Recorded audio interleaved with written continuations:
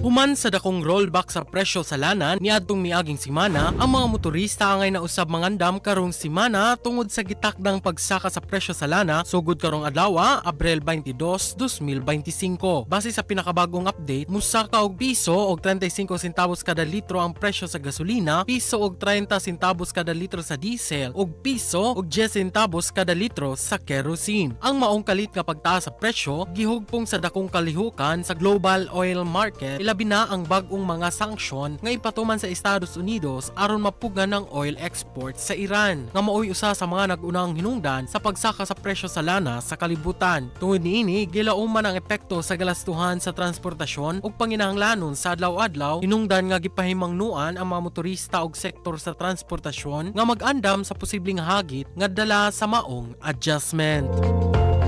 Kini si Idol Kenny sa 93.9 IFM, di kapugngan sa paghatod sa mga nagunang balita. Tatak IFM Balita!